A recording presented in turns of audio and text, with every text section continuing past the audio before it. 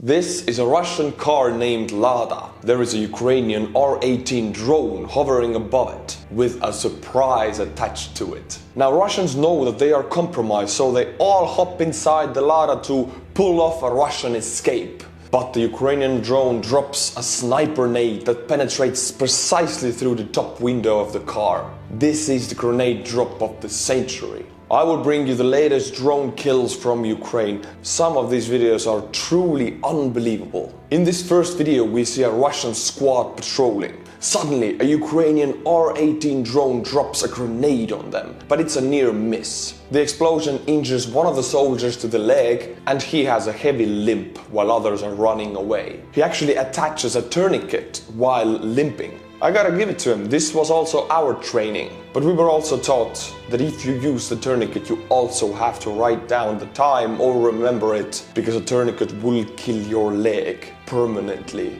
very fast. But in this situation I don't see him taking out a pen and writing on his arm or something. 11:05 PM, got hit with a nade, put the tourniquet on. We also see two comrades left behind, they're unable to walk. One of them is knocked out cold, the other one is sitting. The runners hop inside a Lada and get blown to bits with an incredibly precise grenade drop. Lada rolls a bit and then runs to a halt. I think it's safe to say these three dudes inside that Lada are WIA, or wounded in action. Wait, what? Are those speakers? Wait a minute, what? I guess those Russian troops really need their hard bus vibe in the Ukrainian war. A morale boost.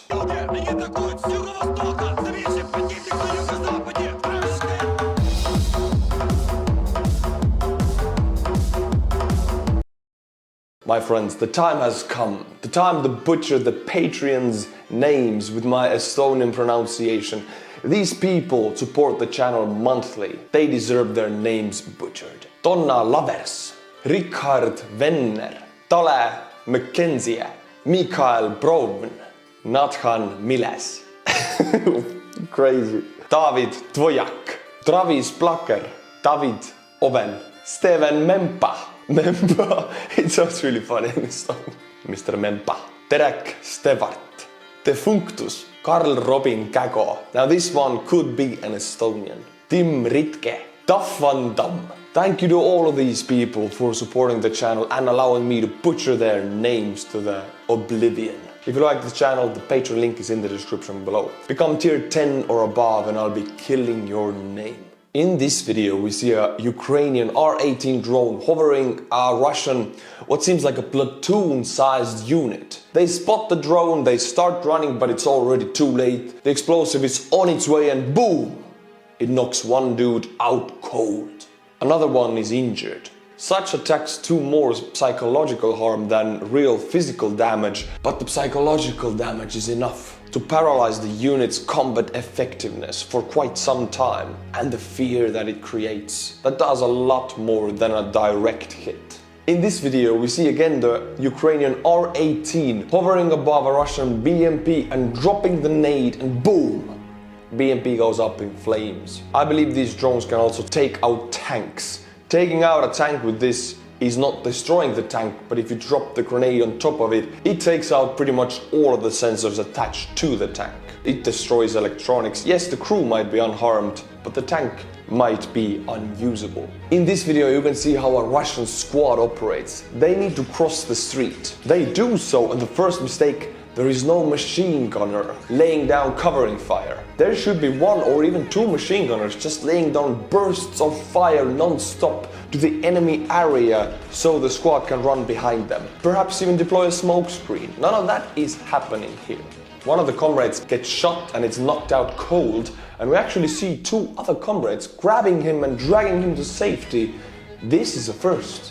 I gotta hand it to the Russians, I haven't seen this behavior before. Usually they run like crazy to save themselves, but in this one they actually risk their lives to save their buddy. The dude behind the camera yells "Strilai, blядь!" which in Russian means shoot back for f***'s sake, and then one dude starts shooting back. Oh, the training of these troops. The war in Ukraine has actually spilled over into Russia. It takes the form of dozens of mysterious fires in Russian military-related facilities all over the country during the past 2 weeks. including the capital, Moscow. To give you some examples, here is the Gres 2 120 megawatt coal-fired power plant on fire in Sakhalin. Whole cities depend on that plant to get their electricity and heat. Here is a warehouse on fire in Bogorodskoye, northeast of Moscow. A fire in the capital city. Here is a fire at the ammunition factory in Perm, near the Ural Mountains. And here is a picture of a map that has all the fires connected to the Ukrainian war since the start of the war, and there's plenty of them. With this tempo, Russia will use significant amount of infrastructure that takes decades to repair or rebuild. They will burn to the ground.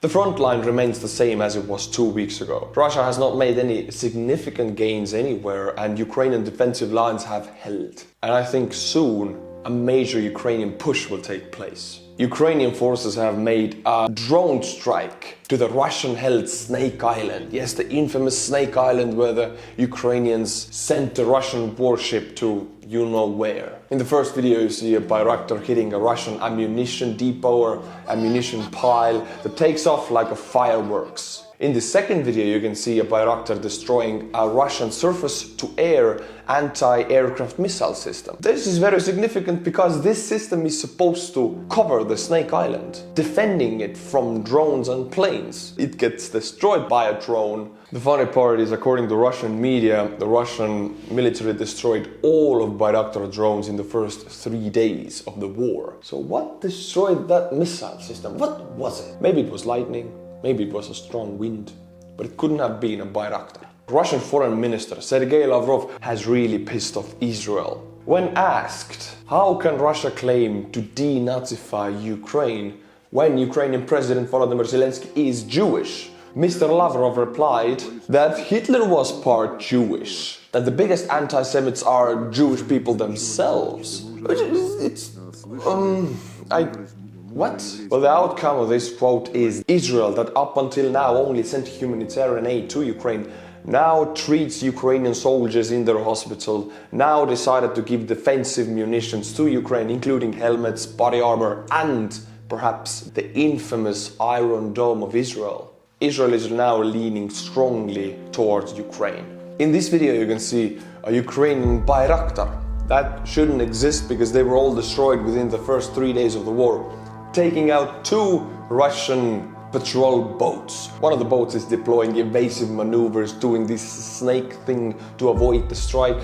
The other one is just going straight forward. 2 booms and both of them are destroyed. Let me remind you, Ukraine does not have any navy left in the Azov Sea, and they're still taking out Russian vessels.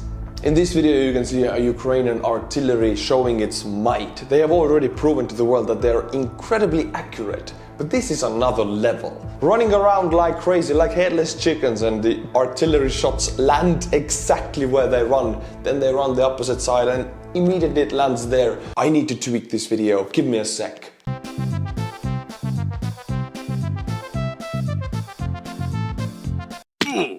Dark humor on this channel. I apologize if it offends you. In this video you can just see a huge explosion because a Ukrainian artillery shell landed exactly on top of the Russian ammunition pile. Destroying these ammunition depots, ammunition piles, is a big deal because Russian logistics are stretched and they're not effective to begin with, and if you destroy the ammunition, the Russians have nothing to fight with. In this video you can see a Russian tank crew of 3 men approaching their tank when boom!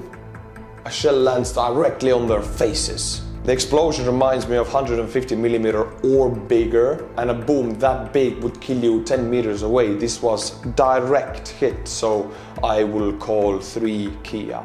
This next one is really sad. You can see a Russian tank periodically firing, I think, all of its ammunition onto this one apartment building. We see close to 10 shots being fired at the side of the building until it collapses, and on the other side a lot of civilians are coming out. This is a war crime on a video. In this video you can see a Russian position with a lookout.